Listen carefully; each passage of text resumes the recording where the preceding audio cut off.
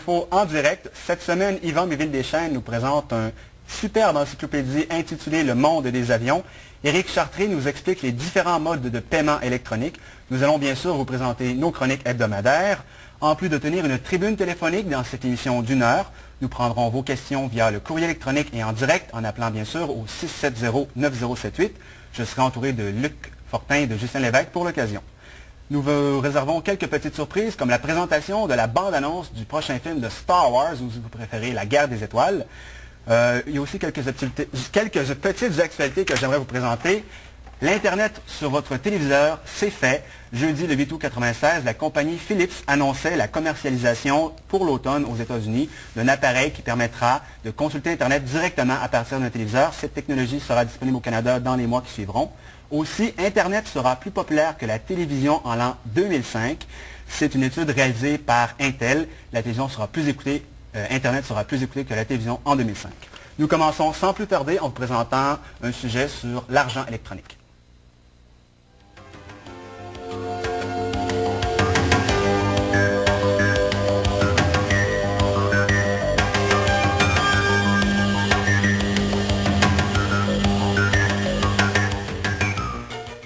Je suis en compagnie d'Éric Chartré, chroniqueur informatique pour CHRC. Bonjour Éric. Bonjour François.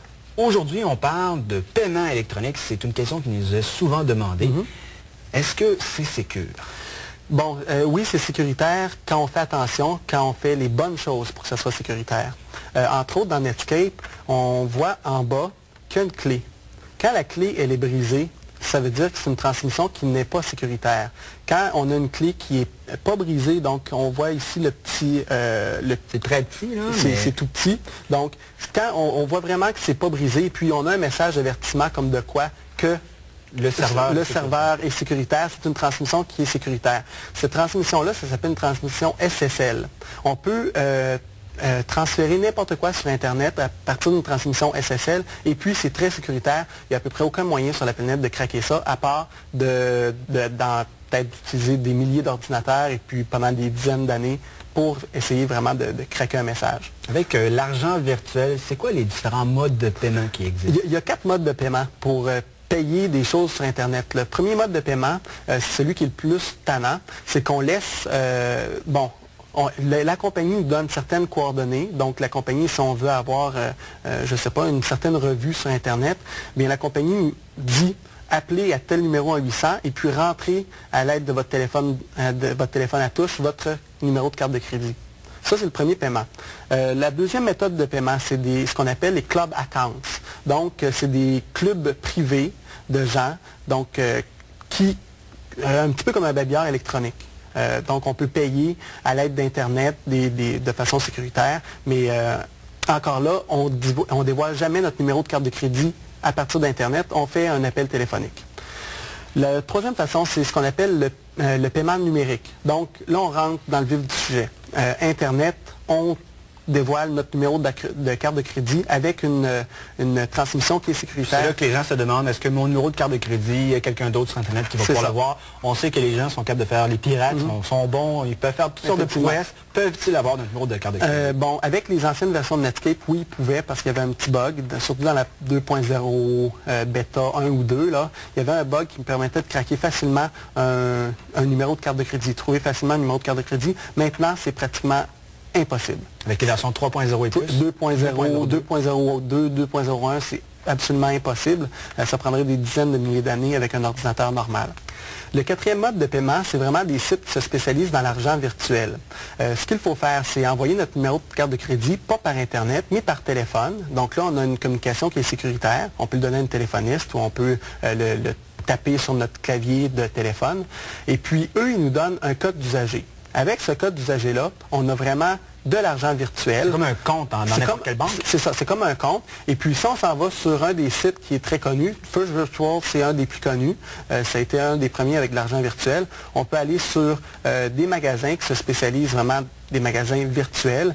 Et puis, ce qu'on a à faire, c'est si on veut commander de quoi, on donne notre code d'usager. Eux, en retour, nous envoient un courrier électronique pour dire est-ce que vous acceptez, oui ou non, d'acheter le matériel que vous venez d'acheter. Donc il faut confirmer. Il faut vraiment confirmer par courrier électronique si on veut vraiment acheter ce qu'on va avoir. Il y a des sites comme First Virtual qui font aussi une corrélation entre votre vraie adresse et puis l'adresse que vous avez donnée pour la livraison. Donc, si on veut obtenir telle revue, on donne une adresse pour la livraison. Ils vont comparer pour voir avec notre adresse pour notre compte à nous. Et puis, si ce n'est pas la même, ben là, il y a un problème. Donc, si quelqu'un voulait vraiment là, utiliser notre compte, il faudrait qu'il y ait notre numéro de passe, qu'il réponde au courrier électronique, c'est-à-dire qu'il y ait notre adresse électronique. Dans le fond, il faudrait que ce soit quelqu'un sur notre ordinateur. Définitivement. C'est ça, on ne peut rien y faire, malheureusement. Et puis, c'est le même problème avec n'importe quoi. Là. Si quelqu'un utilise notre ordinateur et puis on laisse tous nos mots de passe ouverts, ben on est fait à l'os. Eric, je te remercie. De rien. On vous présente immédiatement un reportage que nous avons réalisé au marché international multimédia il y a quelques semaines. Nous allons vous parler du Smart Shopping Network, nouvelle idée pour magasiner.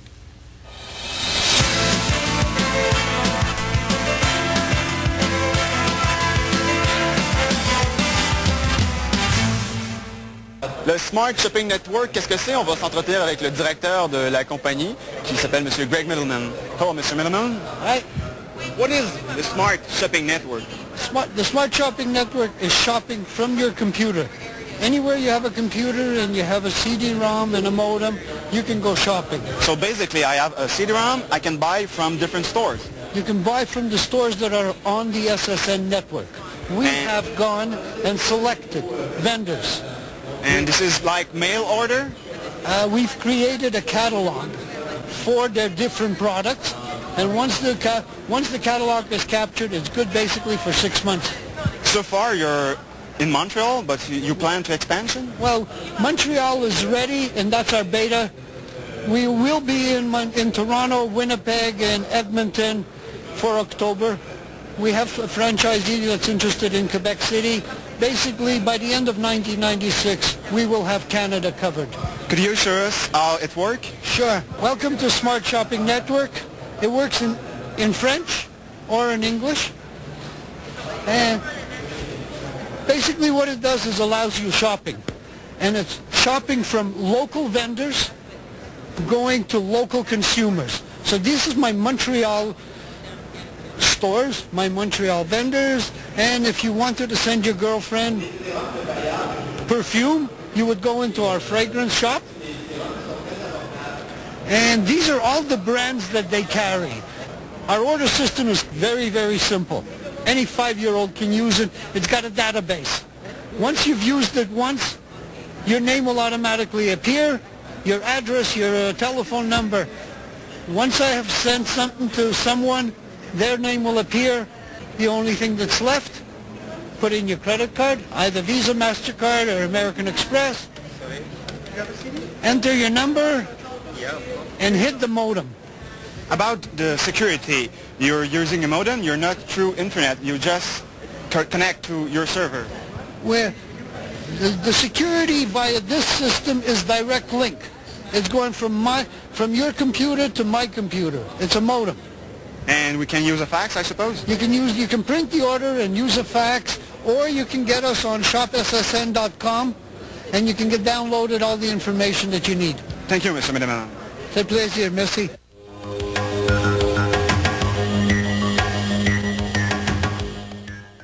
Bonjour Justin. Bonjour François. Aujourd'hui, on va parler en détail de la barre de tâches de Windows 95. C'est quoi l'utilité de cette barre de tâches? En fait, la barre de tâches de Windows 95 vient un peu remplacer le gestionnaire de programme qu'on avait dans la version Windows 3.1. Deux utilités principales. Première chose, c'est lorsque je clique sur le bouton démarrer, d'avoir la possibilité d'aller dans le menu programme et de démarrer des programmes. Deuxième utilité, c'est que lorsque j'ai des programmes de démarrer, il y aura ici sur la barre de tâches des boutons et je pourrai passer d'une application ou d'une fenêtre à l'autre en cliquant tout simplement sur les boutons. Quelles sont les propriétés de la barre de tâches? Alors, pour accéder aux propriétés, François, ce qu'il faut faire, c'est de pointer la barre de tâches, appuyer sur le bouton droit de la souris et choisir la commande propriété. À partir de ce moment-là, on a deux onglets. Un onglet, le premier sur le dessus, qui lui va plus contrôler l'apparence de la barre, tandis que le deuxième derrière, où on ira faire un petit tour par la suite, c'est plus au niveau de la gestion du menu démarrer ou des choses comme ça. Donc, quatre options au départ dans le premier onglet. toujours visible, qui me permet d'avoir toujours la barre de tâches à l'écran, même lorsque j'ouvre une application comme Word ou WordPerfect en mode plein écran, j'aurai toujours la barre de tâches dans le bas. Le deuxième, masquer automatiquement, ça paraît un peu bizarre, ça fait un peu contredire le premier, c'est que lorsque je coche masquer automatiquement, la barre de tâches se cache, mais elle est toujours disponible lorsque j'amène mon pointeur de souris dans la région où la barre est normalement affichée. Donc, l'utilité de ça, c'est que ça nous permet d'avoir un petit peu plus d'espace pour l'application lorsqu'on utilise, par exemple, Word ou Excel. Et on a aussi la possibilité d'afficher de petites icônes. Souvent, c'est cette fonction-là qui est cochée et les gens aimeraient ça avoir quelque chose de plus gros. Là. Alors, si je regarde mon menu démarrer, j'ai des icônes de cette grosseur-là. Si je coche et que j'applique, je me rends compte que les icônes sont beaucoup plus petites, donc beaucoup moins faciles à voir. Et nous, pour les besoins de la télévision, on les a mis beaucoup plus gros. C'est ça. Et j'ai aussi la possibilité d'avoir à droite, en bas, ici, l'horloge. Tout ce que j'ai à faire, c'est de cocher l'option, tout simplement. On a vu tout à l'heure dans le menu programme qu'on avait beaucoup de programmes. Comment on fait pour faire un ménage dans ce menu-là, sans trop perdre de données? OK.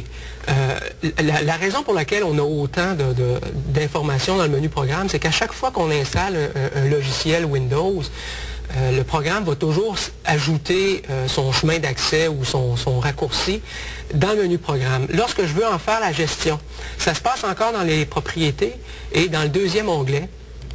Alors j'ai deux parties. Si on parle tout de suite de la deuxième qui répond peut-être pas à cette question-là, mais qui peut être importante, c'est que j'ai ici dans le menu démarrer un menu qui s'appelle Documents. Ici, il est vide, mais je peux avoir jusqu'à 15, les 15 derniers documents qui sont ouverts. Si je veux faire le ménage, ce serait ici que je viendrais cliquer. Puis, par exemple, mettons que j'ouvre un travail dans Word, dans Excel, ils vont se retrouver dans le menu Documents. Tout à fait, c'est ça. Maintenant, si je reviens à la question que tu m'avais posée au sujet de la gestion du menu, l'idéal, c'est de passer par le petit bouton ici qui s'appelle Avancer. Et là, je me retrouve dans quelque chose qui s'appelle l'explorateur. C'est le nouveau gestionnaire de fichiers de Windows 95. Et là, ce que j'ai, c'est la possibilité de faire la gestion. Donc ici, à droite, c'est le contenu de mon menu. À gauche, ce sont les dossiers et sous-dossiers. Donc si je demande à l'explorateur d'ouvrir le programme en cliquant sur le plus, je vois la liste de tous les dossiers qui sont disponibles. Alors, si je monte ici « Démarrer programme », j'ai plusieurs sous-menus disponibles et c'est tout ce que j'ai ici à gauche. Idéalement, François, c'est peut-être d'être capable de regrouper des choses. Alors, si je m'en viens ici à droite et que je me crée un nouveau dossier, on avait vu ça dans une émission antérieure, je peux faire, par exemple, un dossier qui s'appelle « Divers ». Alors, lorsque le dossier est créé, tout ce qu'on a à faire, François, pour faire un petit peu de ménage, le plus simple, c'est de prendre les sous-groupes qui sont ici et de les faire glisser dans mon groupe divers. Alors, je peux en faire glisser plusieurs. Ce que ça va faire, un coup qu'on va avoir fait ça, si je m'en vais dans le menu Démarrer et Programme, j'ai maintenant un menu divers dans lequel j'ai plusieurs sous-menus. Autrement dit, mettons que j'ai plusieurs utilitaires pour le graphique, je les regroupe tout dans un dossier que je pourrais appeler graphique. C'est ça. Alors, ce serait une excellente idée. Et là, ça nous permettrait d'avoir quelque chose de beaucoup plus concret là, au niveau de la gestion de notre menu. Maintenant, comment on fait pour ajouter un programme dans le menu Démarrer? Il y a deux façons, François. La première est très, très simple. Je regarde ici, j'ai un raccourci qui me permet d'accéder à un programme. Si je le sélectionne avec le bouton gauche de la souris et que je le fais glisser directement sur le bouton Démarrer, Windows 95, ce qu'il fait, c'est qu'il vient le placer dans le haut, directement.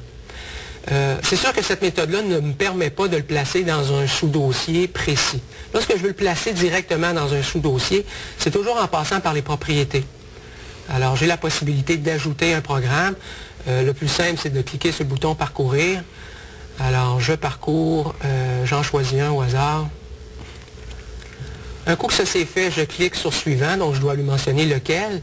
Et là, dans « Suivant », ce que je peux faire, c'est de mentionner dans quel sous-groupe je veux placer mon programme. Et ce qui est intéressant, c'est que j'ai juste ici un sous-groupe qui s'appelle Démarrage, qui est notre groupe de démarrage, qui nous permet de démarrer une application à chaque fois qu'on va démarrer Windows 95. Et tout ce que j'ai à faire, c'est de cliquer sur Suivant et de terminer le travail et le tout est joué. Et automatiquement, il va démarrer à la prochaine session. C'est ça. Ghislain, on te remercie. Ça me fait plaisir, François. Dans quelques instants, Yves nous présente sa sélection de jeux hebdomadaires.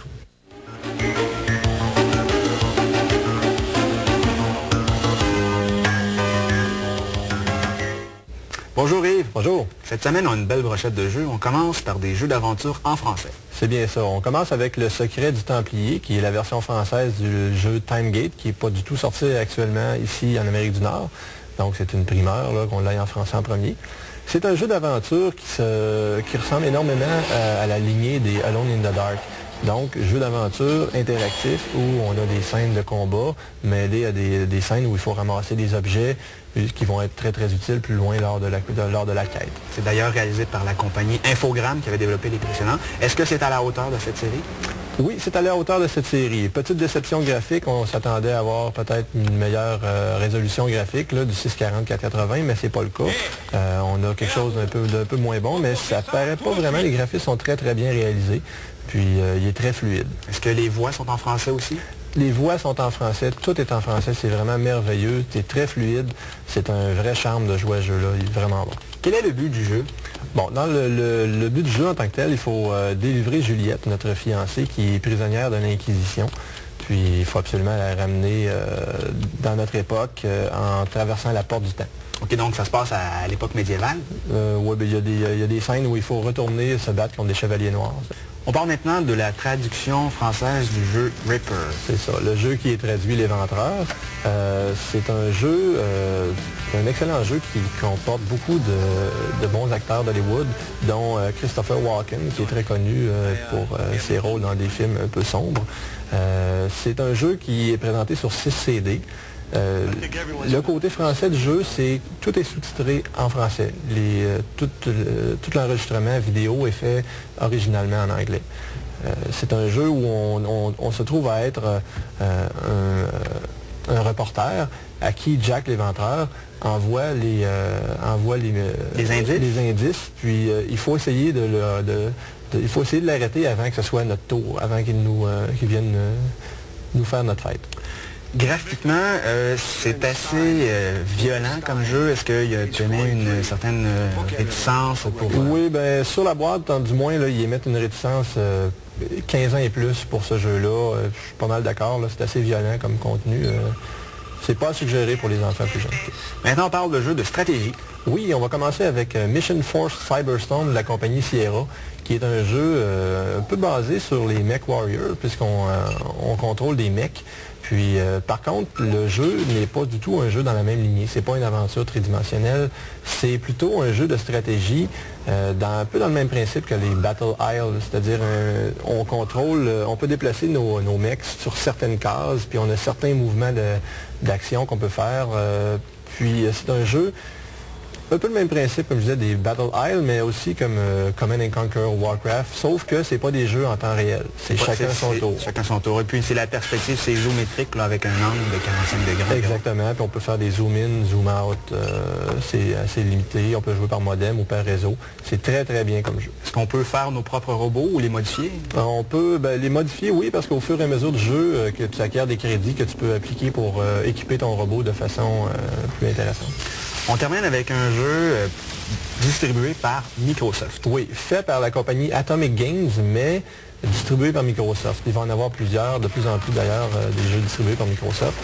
C'est un jeu de stratégie, comme les jeux qu'on a montrés dernièrement avec Civil War puis Waterloo, sauf que ça se passe dans le contexte de la Deuxième Guerre mondiale et où on peut contrôler soit les Allemands, soit les Américains.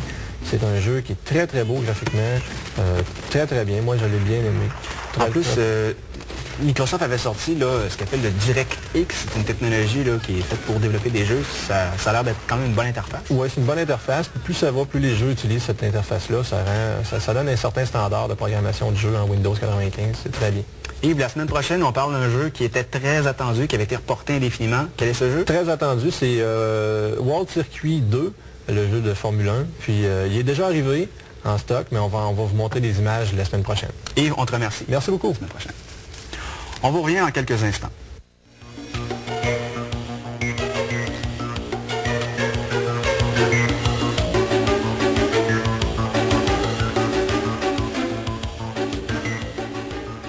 Nous sommes de retour et nous allons prendre immédiatement un premier appel. Micro-info, bonsoir. Bonsoir. Oui, quelle est votre question? Oui, j'ai une question simple. J'espère que vous ne la trouverez pas niaiseuse, là, mais... Ah, il n'y a pas de question niaiseuse. C'est à quoi sert le bouton turbo sur l'ordinateur? OK, quelle sorte d'ordinateur vous avez? Ben, j'en ai deux. J'ai un 486 DX33. Oui. J'ai un Pentium 133. Sur le 33, sur le DX33, le bouton ne sert absolument à rien. OK. Mais sur le Pentium 133, quand tu relâches le bouton, là, quand il est toujours activé, il est à 133 MHz. Quand tu le désactives, il tombe à 66. OK. En fait, l'avantage de le mettre en 66. OK. En fait, le bouton turbo sur un Pentium sert à peu près à rien. Ouais. À part peut-être de la décoration, là, il n'y a pas vraiment d'utilité vraiment au bouton. Sur un 486, par contre, il y a des différences. Le board d'un 486, bon, si on parle d'un 33, va tourner à 33 MHz. Mais si on parle d'un DX266, va tourner à 60. Le board va continuer à tourner à 33 MHz. Donc, exemple, si, je ne sais pas, vous aviez un jeu comme Pac-Man qui jouait sur XT et vous vouliez ralentir le jeu, parce que j'ai déjà joué à ça, à Pac-Man, et là, ça allait tellement vite, les bonhommes allaient super vite. Alors, on pesait sur turbo, on l'enlevait, et autrement dit, on tombait avec une vitesse qui était beaucoup plus lente, et là, on était capable de jouer au jeu. Mais sur un Pentium, il n'y a pas vraiment de différence. On peut mettre le chiffre qu'on veut sur l'ordinateur. J'ai déjà écrit 999, puis...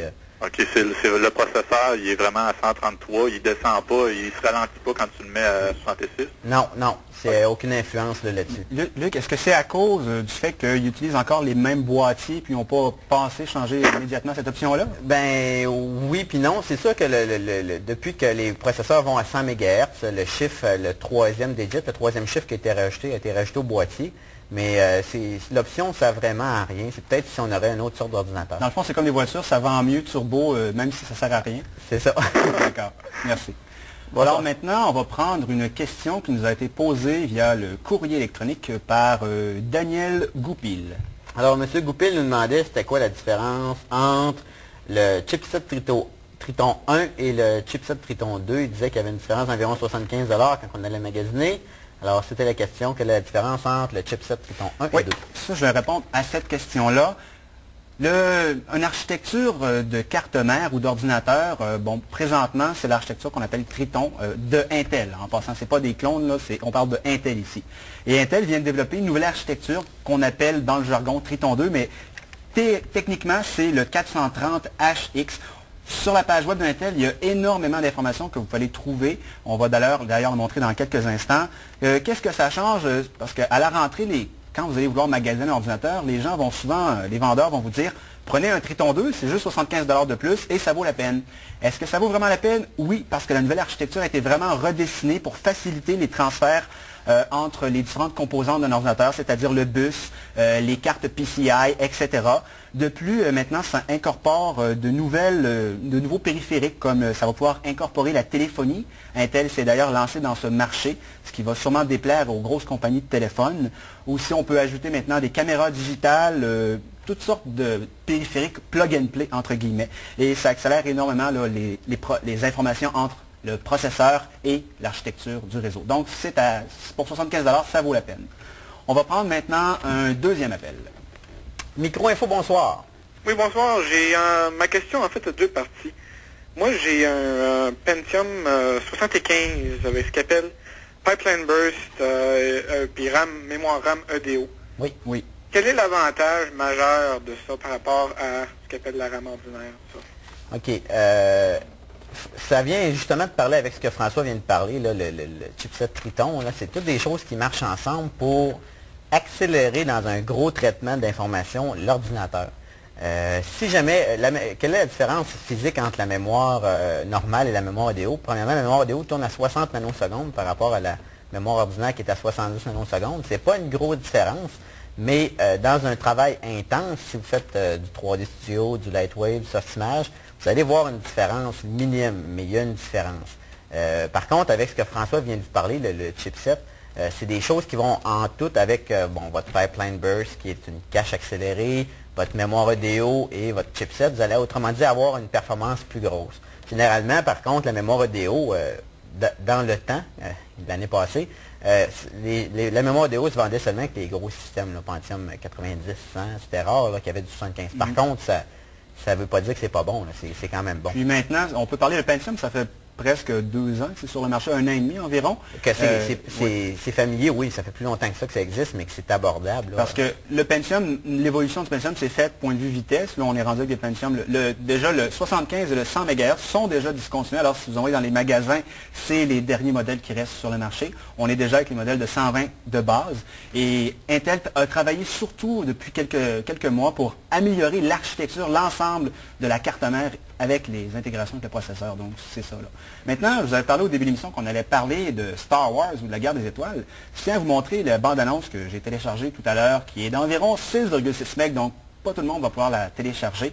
Ceux qui ne le savent pas, les films de Star Wars, on va la partir présentement, sont en train de subir une espèce de remake. Ils vont refaire tous les effets spéciaux à l'ordinateur. But if you've only seen it this way, you haven't seen it at all. Now, for its 20th anniversary, the adventure of a lifetime returns to the big screen in a way you've never seen before. No one will stop us this time. Help me, Obi-Wan Kenobi. You're my only hope. With newly enhanced visual effects, You're hurrying too fast! VHS and digital sound, and a few new surprises.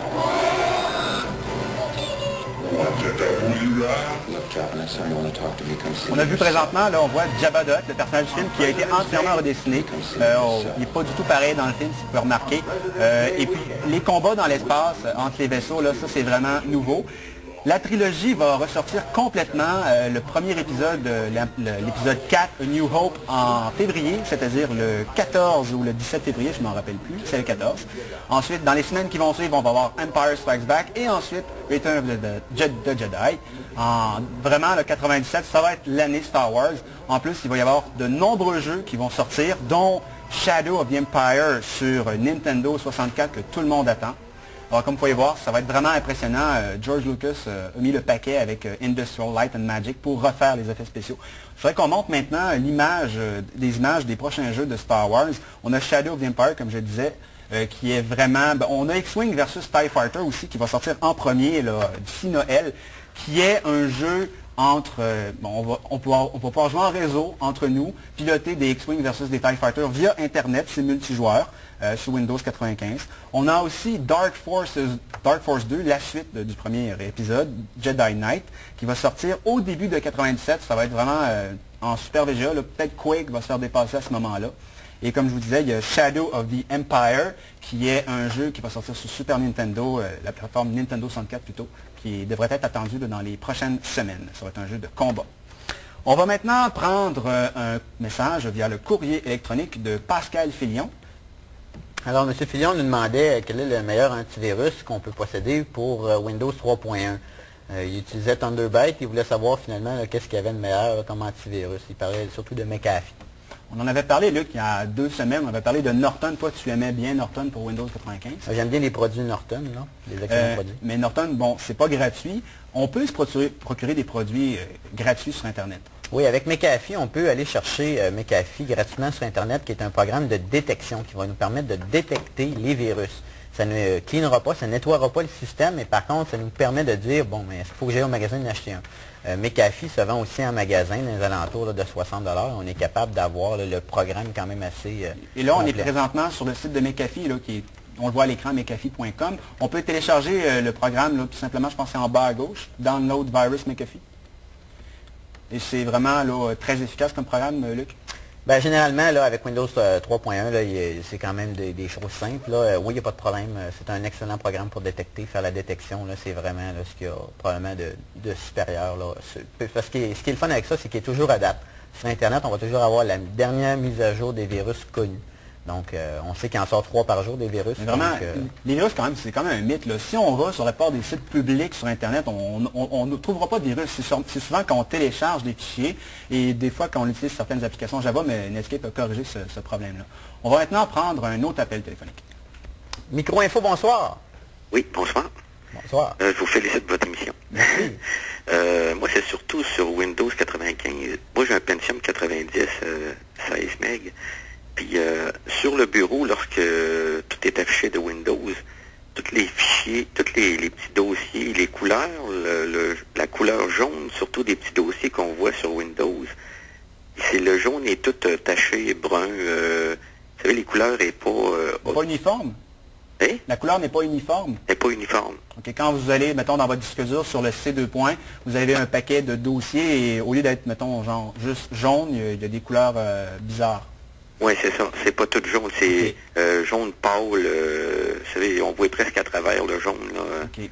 C'est quel type de carte vidéo que vous utilisez? C'est une Trident.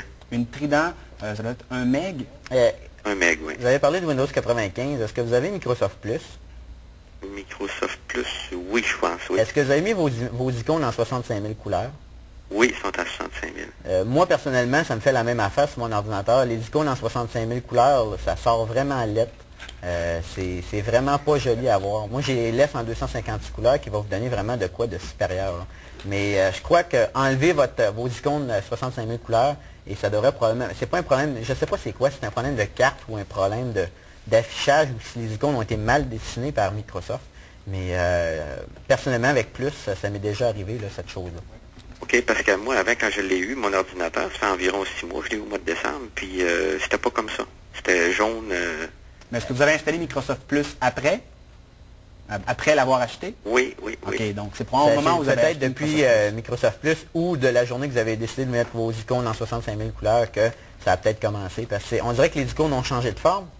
Quand j'ai j'étais allé le porter ou j'ai l'acheté, pour cette chose-là, puis là, ils m'ont demandé si j'étais en 65 000 couleurs, j'ai dit non. Fait que là, ils m'ont mis en 65 000 couleurs. Ils ont même changé la carte graphique. Ils ont essayé une autre carte graphique dedans. Ça faisait la même chose exactement. Puis avant, j'étais en 256 couleurs, ça faisait la même chose aussi. Essayez de vous mettre en 256 couleurs juste pour voir qu'est-ce que ça va donner comme résultat. Et de là, vous pourrez voir si jamais en 256 couleurs, ça redevient beau. Autrement dit, vous pourrez là, conserver cette image. Par contre, si vous allez faire de la photo, faire de l'édition de photos ou downloader des photos sur Internet, bien là, il faut vous remettre en 65 000 couleurs là, pour avoir peut-être qu'il y a des nouveaux drivers, des nouveaux pilotes pour la carte Trident sur Internet. Il faudra aller vérifier sur leur site web. Je ne connais pas l'adresse, mais avec Altavista, une recherche, c'est assez simple. On recherche Trident Drivers et vous devriez trouver peut-être des mises à jour. C'est possible parce que souvent, comme par exemple, moi j'ai un petit scanner à main à la maison et je me suis rendu compte que quand je suis passé de 8 à 16 mégrammes, il marchait moins bien. Et sur le site de Logitech, il y avait des nouveaux drivers, des pilotes, pour corriger ce bug-là. Bon, bien, je vous remercie beaucoup. D'accord, merci. Bonsoir. Bonsoir. Maintenant, j'aimerais vous parler du voyage qu'on veut organiser au Comdex. On en avait parlé il y a 2 semaines. Je ne peux pas maintenant vous donner un numéro de téléphone ou appeler. Ça sera peut-être la semaine prochaine ou d'ici le 23 août. Ce que je peux vous dire, par exemple, c'est que bon, le nom de l'activité, c'est le Voyage Micro-Info. C'est au Comdex SCIB 96, à Place Bonaventure à Montréal. Ça aura lieu le mercredi 9 octobre 96. Le départ sera à 8h30 à Sainte-Foy. Ensuite, dans le stationnement de Télémac 24 plutôt. On devrait partir là-bas pour revenir à Québec vers 17h et arrêter à 17h30 dans le coin de Sainte-Julie pour dîner, souper plutôt.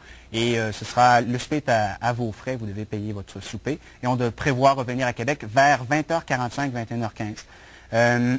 On veut organiser ce voyage-là, c'est certain, mais on doit vendre, pas nous, mais la compagnie avec qui on fait affaire de voyage, vendre au moins 30 billets, remplir un autobus pour payer le voyage. Parce que s'il n'y a pas 30 billets vendus, ce sera cancellé absolument. On vous donnera d'autres détails la semaine prochaine, où appeler et comment s'arranger. Alors maintenant, j'aimerais peut-être prendre une question email qui nous a été posée avant de passer à la prochaine chronique. C'est la question de Lynn Baudouin qui nous demandait... Bon, présentement, leurs appels sont un petit peu gelés, mais qui nous demandait pour avoir de l'aide sur IRC, le Internet Relay Chat. Elle veut avoir la liste des serveurs où on peut se connecter. Vous pouvez obtenir des listes de serveurs IRC directement sur le web avec un outil de recherche comme AltaVista. C'est simple, vous écrivez entre guillemets, parce que les guillemets vous permettent de chercher vraiment simplement là, une banque de mots. On cherche IRC Server List. Et vous allez avoir là, facilement là, une liste de serveurs. Il y en a beaucoup, là, des serveurs IRC. Là, il y en a plus d'une centaine, Luc, environ. Il y en a, des milliers, peut-être. Un bon tas. Un bon tas de serveurs IRC. Et sur ces serveurs-là, bien sûr, vous pouvez rencontrer toutes sortes de gens. Vous pouvez aussi faire une recherche là, avec Aide IRC. Maintenant, on va vous présenter une chronique avec Yvan Miville-Deschênes. Nous allons parler d'un superbe CD-ROM d'aviation intitulé « Le monde des avions ».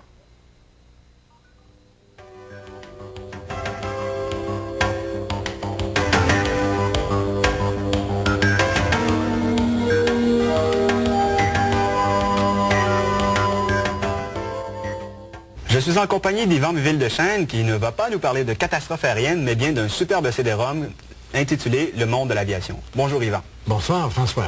C'est vraiment tout un CD-ROM que Microsoft a monté. C'est vraiment un produit de qualité comme tous les autres produits de Microsoft. On a pris le temps de faire de beaux interfaces, que ce soit facile, on dit convivial, de façon à pouvoir accéder à l'information de ce CD avec la plus grande facilité possible. Alors je pense que dans le monde de l'aviation, quand je me suis amusé à fouiller à l'intérieur du CD, j'ai eu grand plaisir à le faire et j'ai retrouvé une mine d'informations et j'ai appris beaucoup de choses.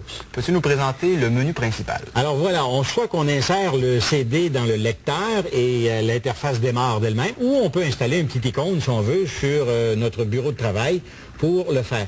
Et dès qu'il est installé, on voit des avions de vieilles dates, de vieilles factures qui se promènent en arrière de nos icônes. Alors, c'est ce que je vous suggère d'aller, on appelle ça le sommaire, et de là, on peut arriver directement, voyez-vous, les hommes qui pensaient qu'on pouvait voler en s'attachant des ailes, on peut les voir passer devant l'écran. Il y a l'aviation militaire, il y a les fameuses machines volantes et les différents guides, parce qu'on peut écouter une histoire. Il y a beaucoup de vidéos à l'intérieur, comme on va le voir, et il y a également beaucoup de dessins et d'animations. Alors, je vais vous suggérer, par exemple, d'aller voir à l'index. On va cliquer sur l'icône d'index et là, on retrouve une grille en ordre alphabétique et on peut aller taper en haut ici un mot que l'on recherche.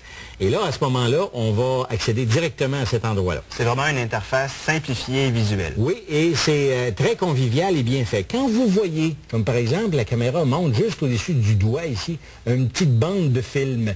Alors, c'est qu'il y a une vidéo rattachée à ça et la rubrique s'intitule « Avion de ligne ». Alors, si on clique à l'intérieur dessus, on arrive directement sur mini vidéo et vous allez entendre le son et la musique qui accompagne ça est absolument bien fait. Et en français, on va vous montrer, comme par exemple, cette fois-ci, c'est l'Airbus 340, on vous montre l'Airbus 321, le 330, les différents produits d'Airbus. Qu'est-ce que ça a l'air du cockpit? Le fameux manche à balai moderne qu'il y a à bord de ces avions. Différents instruments que l'on retrouve sur le tableau de bord.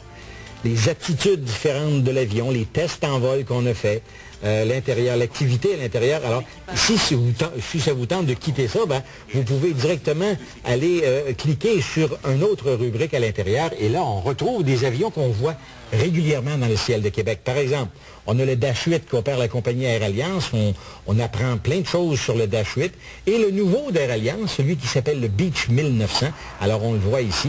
Naturellement, il n'est pas aux couleurs à la livrée de cette compagnie-là, mais on peut en savoir un peu plus en cliquant juste ici en haut. Et si on veut retourner, on a un bouton ici en bas sur la barre de commandement qui nous facilite le retour où on était il y a quelques instants. Et vous avez remarqué tout au long de la lecture et de l'observation de ce CD, c'est que si vous ne faites rien pendant un petit bout de temps, il vous arrive des sons bizarres en fond de scène qui sont très amusants. Comme par exemple les différents signes d'urgence qu'un pilote va recevoir de son poste de pilotage. Par exemple, quand il est trop près du terrain, ça va dire « pull up ». Pull up, et on l'entend de la vraie voix. Là. Alors, c'est vraiment du réel qu'on a enregistré et qu'on présente. François, c'est quelque chose de très bien fait. C'est quoi les qualités de ce programme-là, outre toute l'apparence et le contenu, est-ce qu'il est vraiment aussi bon? Je pense que le contenu, moi j'ai vu la version anglaise de ça, et le contenu est très complet. Un petit défaut de ce CD-là, et ça n'en est pas un en même temps, c'est que à mon goût, on ne va pas assez profondément dans chacun des sujets, mais on vous dresse un tableau, un sommaire, si vous voulez, de chacune des activités, et c'est bien fait. Le nouveau tableau que j'ai fait approcher de l'écran ici, c'est différents personnages. Alors, Vincent, qui est contrôleur aérien, rassurez-vous, les contrôleurs aériens ne ressemblent pas tous à ce personnage. Et il vous explique son travail un peu, et c'est amusant. Vous avez Carole, qui est ingénieure, et Alex, le pilote de chasse, qui vous parle de leur carrière et de leur travail de tous les jours. Et c'est bien fait. Maintenant, si on retourne, si on veut, à notre case départ, là, à ce moment-là, on va s'en aller dans le monde de l'aviation militaire, et vous avez des images absolument fantastiques, où on passe de la Seconde Guerre mondiale à la Grande Guerre, 1917, les applications militaires, l'avion à réaction. Ici, on s'en va, par exemple, dans les applications militaires, l'interface prend l'allure d'un vieux... de vieille photographie. Vieille photographie avec les petits coins ronds. Alors, on s'amuse avec ça et on peut aller voir, par exemple, qu'est-ce qui se passe sur un porte-avions dans l'aéronaval. Alors là, on va voir, par exemple, comment ça a commencé. C'est un monsieur Billy Mitchell qui, lui, dit, ben ça n'a pas de bon sens. De faire la guerre sans penser d'avoir des avions sur des bateaux. Et c'est comme ça que ça a commencé. Je remarque que dans chaque présentation, on a souvent des liens hypermédias. En haut à droite, on a une case, c'est écrit langue portée. Donc ça nous amène à un autre document. Oui, effectivement. Alors on clique dessus, on va interrompre ce qui est en cours. Et là, on va voir, ah tiens, pour les amateurs de James Bond, dans Thunderball, vous vous souvenez d'avoir vu atterrir, ou amérir, ou enfin, je sais pas trop, en plein milieu de l'océan, un avion comme ça, on avait monté les lumières de piste du fond de l'océan, mais rassurez-vous, c'est un film. Et on voyait un vulcain comme ça. Alors, on peut, si on veut voir un véritable vulcain, comment ça fonctionne, les différentes patrouilles que le vulcain peut faire, et vous, là, vous allez de plus en plus profondément à l'intérieur. On vous parle des différents types d'avions qu'on peut voir, comment c'était au début du siècle. Alors, si vous frappez le bouton « Retour », ben, vous retournez d'un écran à chaque fois et vous retournez un peu à la case départ, si vous voulez. Donc, pour retourner vraiment au début, c'est le sommaire, le bouton en bas à gauche. Oui. Et puis, bon, là, il y a un bouton qui est intitulé « Les machines volantes ». Alors, on a les avions de légende, qui sont des appareils, les premiers avions furtifs qu'on a fait. Entre vous et moi, c'était pas trop furtif, cette technologie-là. Les avions de ligne, comment ça a commencé? Tiens, vous remarquez cet avion-là ici? François, avec 1, 2, 3, 4, 5, 6, 7, 8 moteurs. Il y en a un exemplaire. Il est maintenant dans le nord de l'État de Washington. C'est un monsieur Howard Hughes qui a fait ça. C'est lui qui a fondé la compagnie Transworld Airlines. Et c'est un avion qui est fait en contreplaqué. Il a volé une fois. Hein? Le Hercule, qu'il s'appelle. Alors, c'est un avion assez extraordinaire. Et on peut le voir en plus gros plan ici. Étant donné qu'on a souvent de belles images dans ce logiciel-là, est-ce qu'on pourrait les utiliser? Bon, dans les présentations, je suppose que oui. Bien sûr. Microsoft a pensé à ça. Alors, si on va cliquer sur le bouton Options, on peut aller imprimer. On va cliquer à nouveau. Et là, on va choisir si on veut avoir une basse résolution ou une très haute qualité, selon les performances possibles de notre imprimante. Et dans quel sens on va avoir notre image. Et c'est tout simplement ça. C'est aussi simple que ça. On a pensé à tout pour nous faciliter le travail. Et la galerie des portraits, je crois que c'était une façon, on pouvait utiliser ces images-là comme papier peint en arrière dans Windows. Oui, absolument, on y va. La galerie des portraits, là, si on se rend directement dessus, il y a de magnifiques photos qu'on a insérées à l'intérieur.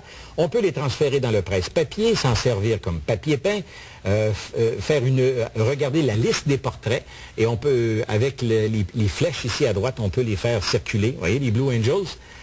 Alors, un AWAC, un radar volant.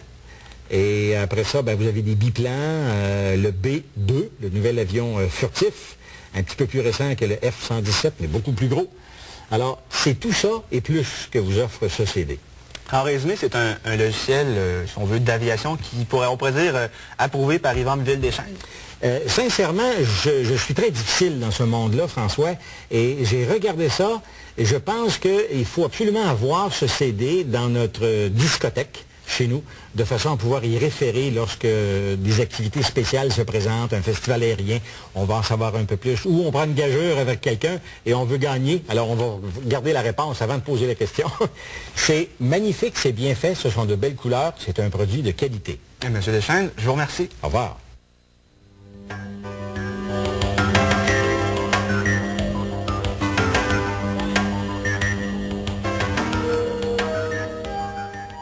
Nous sommes de retour. Je tiens à vous rappeler que nous avons un concours, ou plutôt une série de concours qui va s'étirer jusqu'à la fin de la saison de Microinfo. Pas la fin de la saison d'été, mais qui va repartir avec la saison d'automne qui commence bientôt. Ces différents concours, les concours Microinfo, on a présentement à faire tirer des tangos, c'est-à-dire c'est un furteur multilingue qui vous permet d'aller sur Internet, naviguer en diverses langues. Ça, c'est la version 6 langues, français, italien, allemand, espagnol, russe et anglais. Vous pouvez écrire à l'adresse suivante, 2700 Jean Perrin, TMAC 24 bien sûr, suite 120, Québec, G2C 1S9. Nous allons répéter l'adresse dans les prochaines semaines, ne soyez pas inquiets. On va d'ailleurs en faire tirer un ce soir, d'ici la fin de l'émission, à une des personnes qui va appeler pour poser des questions via le téléphone. On va maintenant, par exemple, prendre des questions sur le courrier électronique. C'est une question de Serge Bélanger. Alors, M. Bélanger nous demandait, il y avait un 486 DX400, 16 MB de mémoire, 1 GB de disque dur, une carte W32, un CD-ROM Acer C6 et une ATI VGA Wonder Localbus Mac 32. Et il se demandait s'il devait changer son ordinateur ou upgrader son ordinateur. Eh bien, M. Bélanger, il y a plusieurs réponses à votre question, dépendamment toujours du travail que vous avez à faire. Si vous êtes une personne qui voulait faire du traitement de texte ou des applications normales de maison, Excel, Word, ces choses-là, il pourrait être utile peut-être de mettre un accélérateur? Un overdrive. Un overdrive. Un chip d'overdrive qui va vous permettre d'accélérer la vitesse de votre ordinateur. Parce que vous avez quand même déjà des bonnes composantes. Votre CD-ROM, 16 MB de mémoire, c'est quand même 1 GB de disque dur, c'est quand même des choses qui sont bonnes. Par contre, si vous êtes quelqu'un qui va faire du soft image, Lightwave, du dessin assisté par ordinateur, du CorelDRAW 6 et ces choses-là, ça pourrait être intéressant de changer de technologie et d'aller dans le Pentium, exemple 133, 150, dépendamment toujours des options que vous avez. Bon, tantôt on a parlé que le Pentium 100 était discontinu, mais ça ne veut pas dire que c'est un mauvais processeur. Le processeur 100 est un des processeurs qui était le plus vendu en 96 et c'est quasiment une vitesse de choix par rapport à ce qu'on a à faire souvent dans le traitement de texte, les jeux, ces choses-là. C'est quand même de quoi de bien. Mais je voyais que justement la personne n'avait pas de fente PCI pour intégrer différentes cartes, comme des cartes vidéo pour le Pentium, c'est la technologie PCI qu'on normalement on utilise. Donc il y aurait intérêt peut-être à utiliser, comme tu dis, un overdrive parce que sinon il va devoir tout changer les composants. C'est ça, c'est que si vous avez à upgrader votre ordinateur, ne l'upgradez pas, vendez-le comme il est et achetez-en un nouveau. Ouais, ça revient beaucoup plus économique parce que si vous changez la carte maîtresse, si vous changez la mémoire, vous changez la carte vidéo, les contrôleurs, la moitié de l'ordinateur, il va vous rester quoi? Le boîtier, votre disque dur, votre CD-ROM. Bon, vendez votre ordinateur. Juste le bloc, pas le moniteur, gardez le clavier. Puis même à ça, vendez tout et rachetez-vous tout en neuf. Souvent, les gens, pour 400-500 $ de plus, vont être capables de s'acheter peut-être un Pentium 100. Et la personne qui va acheter un ordinateur comme le vôtre, exemple, à 1500 $ ou 1000 $, dépendamment du prix que vous allez demander, vont souvent avoir de quoi de bien. Je sais qu'il y a beaucoup de magasins présentement qui vendent du Pentium 100, aux alentours de 2000 $ avec moniteur, imprimante et toutes ces choses-là. On a quand même plusieurs possibilités de ça. Justement, la semaine prochaine, on a un spécial sur la rentrée. On va parler, je crois, d'ordinateur, comment acheter, c'est quoi? Là? Oui, c'est ça. On va en fait, Luc et moi, comparer les prérequis, soit pour une personne qui fait du travail bureautique et quelqu'un qui est plus orienté vers les jeux, les techniques, le graphique et tout ça. D'accord, on voit ça la semaine prochaine. Je tiens à faire peut-être une petite précision au sujet du voyage au Comdex. Je n'ai pas spécifié tout à l'heure le prix. Ça va être autour de 35 $, pas plus. Et aussi, le Comdex, en passant, c'est le plus gros salon d'informatique. Il va avoir lieu à Montréal. Il ne faut pas manquer ça. On va prendre maintenant un appel téléphonique. Micro-info, bonsoir. Bonsoir. Oui. Bonsoir. Que j'aurais une question, surtout pour mon jeune fiston qui aime beaucoup jouer avec des jeux d'ordinateur, des exemples, des courses d'auto, Need for Speed, Screamer, des choses comme ça. Il se demande si ça vaut la peine d'avoir, par exemple, ce qu'il appelle le Thrustmaster 2, le volant et pédales. Et si, pour le coût, exemple, de 200 $, si ça vaut la peine d'avoir cet équipement-là. OK. On avait déjà parlé de ce type de volant-là et Yves Rochefort de Confront était vraiment emballé par cet équipement-là. C'est certain que c'est dispendieux, 200 $. Vous pourriez peut-être seulement acheter ce qu'on appelle un yoke ou plutôt un volant. C'est vraiment pour les simulateurs d'avion, le yoke. Le Thrustmaster 2, et si c'est une personne qui aime vraiment les simulateurs d'auto, la personne va vraiment aimer ça. C'est vraiment, comme on pourrait dire, trippant. C'est peut-être le meilleur moyen de jouer au simulateur d'auto. Par contre, c'est sûr que 200 $, c'est quand même un investissement à mettre et c'est pas tout le monde qui a ça à mettre. Mais pour les nouveaux jeux qui s'en viennent, on en parle justement la semaine prochaine. World Circuit 2, votre fiston va sûrement vouloir se procurer ce jeu-là parce que c'est exceptionnel. Puis avec l'équipement, je sais qu'Yves Rochefort m'a dit qu'il ne s'en passerait pas pour jouer à ce type de jeu-là. Est-ce qu'il y a d'autres équipements dans le même style, surtout le volant, qui seraient aussi bons et moins chers, mais qui peuvent quand même servir à plusieurs jeux de course d'auto? Madame, Thrustmaster, c'est vraiment synonyme de qualité. Les pièces sont en métal. Vous ne pouvez pas avoir meilleure qualité. C'est certain qu'on la paye, la qualité. Il existe des équipements moins chers. CH Products font le Virtual Pilot Pro qui est en plastique dur. C'est un très bon modèle que je recommande aux gens pour faire surtout de l'aviation, des programmes d'avion. Mais pour un jeu d'auto course, ça ne sera peut-être pas aussi intéressant que le Thrustmaster. Mais ça serait un bon achat, madame. OK. Je vous remercie infiniment. De rien. Bonsoir. On va prendre maintenant un autre appel téléphonique. Micro-info, bonsoir. Oui, bonsoir. Je serais intéressé à savoir, en fait, présentement, je regarde pour m'acheter un nouvel ordinateur, puis tant qu'à faire, j'aimerais autant avoir un 200 MHz, le Pentium. Je veux savoir jusqu'à quand je dois attendre là, pour que ça soit accessible. Là. Oui, les prix des Pentium 200 présentement, le Pentium 200, le Pentium Pro 200 est accessible si vous avez beaucoup d'argent. Bon, il y a aussi le Pentium 200 qui n'est pas pro. Il y a le Pentium 200 normal là, qui est abordable, qui est sur le point d'être disponible en magasin. C'est juste une question de temps là, pour la disponibilité des pièces. Moi, j'ai vu cet après-midi un Pentium Pro 200. Et laissez-moi vous dire qu'on en parle d'environ 3 semaines, 1 mois ici, et j'ai hâte là, de vous montrer. On va faire des tests comparatifs entre le Pentium 200 et le Pentium Pro. Mais c'est 2 machines différentes. C'est un 6 cylindres et un 8 cylindres. On ne peut pas comparer vraiment là, les puissances de ces deux processeurs-là. Par contre, le temps que ça va prendre pour être disponible abordable, peut-être 2, 3, 4, 5 mois, dépendamment du temps qu'on ne sait jamais la baisse des prix de processeurs quand est-ce que ça se produit. On ne sait jamais défini. Donc, ce serait pas fou d'attendre d'ici les fêtes, là, puis de faire un move à ce moment-là. Peut-être pas d'ici les fêtes, peut-être plus tôt que ça, parce que ça s'attend que la rentrée, là, c'est la période la plus forte avec les fêtes pour les compagnies. Ils veulent faire énormément d'argent, vendre énormément d'ordinateurs, parce que les mois creux, on le sait en informatique, c'est février et c'est l'été. Alors, c'est quand même, là, peut-être vous devriez faire votre choix là, dans les prochains mois, pas à la rentrée, parce que à la rentrée, c'est pour le grand public. Vous voulez uniquement plus spécialisé de haut de gamme, attendez un peu.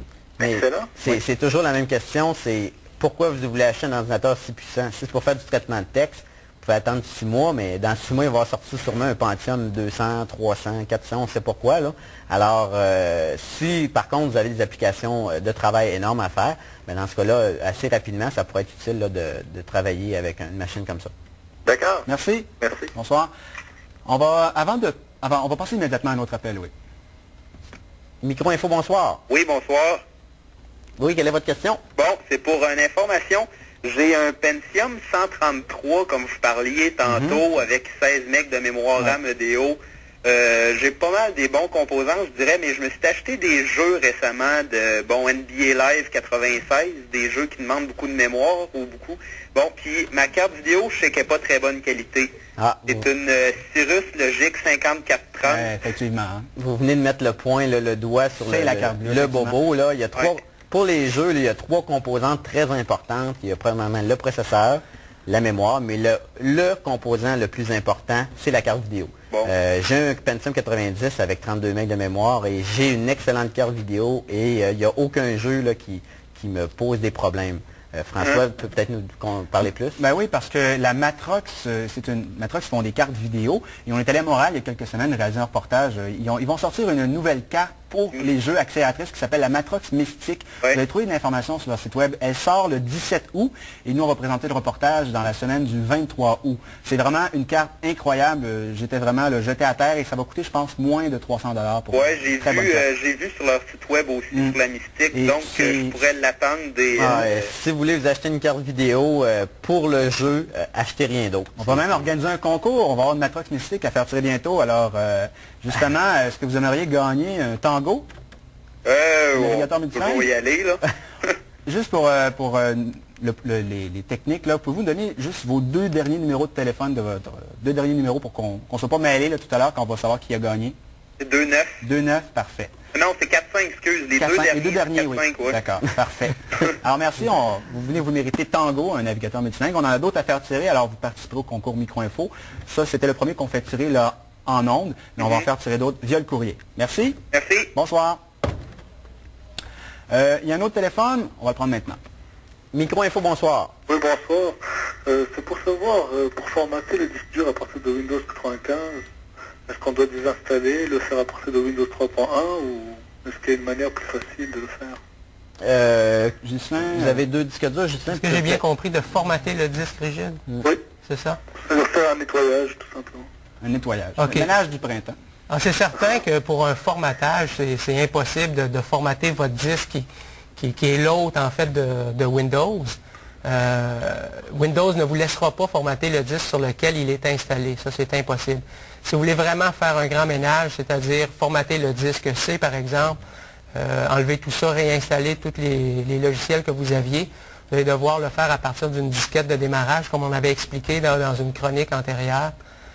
Vous allez devoir, si vous partez du DOS par exemple, faire peut-être un format /S, préparer une disquette, mettre votre format.com sur la disquette et lancer votre formatage à partir de ce moment-là et refaire l'installation du DOS et du Windows 3.1 ou directement de Windows 95. Puis quand on fait ce type d'opération-là, justement, c'est vraiment important d'avoir les pilotes de périphériques, les drivers, comme on appelle, la carte vidéo, ces choses-là, parce que Windows peut des fois pas les reconnaître. Oui, oui, absolument. Et c'est important de s'assurer qu'on a tous les pilotes, les drivers, qu'on a tous les disquettes d'installation, que ça fonctionne bien, sinon on peut avoir là, des problèmes. Des gros problèmes, oui. OK, merci. Bonsoir. Maintenant, je vais vous montrer quelques sites web intéressants. Le concours Les Web d'Or, vous connaissez sûrement si vous naviguez sur le web. Les résultats printemps-été 96 sont disponibles depuis quelques semaines. Microinfo, nous avons terminé, nous sommes dans la catégorie presse, médias, ils avons terminé 9e. Alors, on remercie tous ceux qui ont voté pour nous. D'ailleurs, c'est en consultant là, les différents... c'est vraiment une bonne base de données pour aller consulter quels sont les bons sites web. Il y en a énormément. Et moi, je pourrais aussi vous en conseiller un qui est le site Trucs et astuces de jeux pour Windows 95. C'est vraiment un bijou, c'est réalisé par un Français et il y a tous les trucs pour les jeux en français. Il y a plus de 550 solutions et c'est vraiment un site à consulter. Un instant, je vais aller le montrer. Alors, dans les bookmarks, Microinfo. Bon, je l'ai détruit, je crois. Un instant, il est ici. Je l'ai retrouvé. D'accord, l'encyclopédie des trucs et astuces de jeux vidéo. C'est à consulter. Toutes les adresses de ces sites-là seront sur notre site web demain. Alors, si vous voulez là, avoir l'adresse immédiatement, c'est assez compliqué, c'est très long. Vous l'aurez sur notre site web demain. Je reviens sur notre concours. Je vous rappelle que Microinfo organise une série de concours qui s'étirera tout le long de la saison. Pas la saison d'été, mais même la saison d'automne. Vous écrivez à l'adresse Les Concours de Microinfo, Télémac 24, au 2700 Jean Perrin, suite 120 à Québec, au G2C 1S9. Si vous n'avez pas entendu l'adresse comme du monde, vous pouvez appeler ici à Télémac 24 au 670-9078, bien sûr. La semaine prochaine, Luc et Justin nous présentent un spécial sur la rentrée. Ils vont nous parler des différents types d'ordinateurs qu'on peut acheter, les composantes, comment installer ça, c'est bien ça? Oui, c'est ça. D'accord, merci. Aussi, dans les jeux, Yves Rochefort, on va parler de World Circuit 2. Et une question de courrier électronique nous demandait si on allait parler du jeu Triple Play, un jeu de baseball. Yves aussi en parle la semaine prochaine. C'est un spécial sur les sports qu'il va faire. Il parle aussi de Lynx LS, un superbe jeu de golf qui est vraiment pas à la portée de tous les ordinateurs, car il demande au moins un Pentium avec des grosses configurations. C'est déjà tout pour Microinfo. Je vous rappelle que l'émission est en première édition vendredi à 20h. Notre prochain direct aura lieu dans 2 semaines, c'est-à-dire le 23 août. Bonne semaine.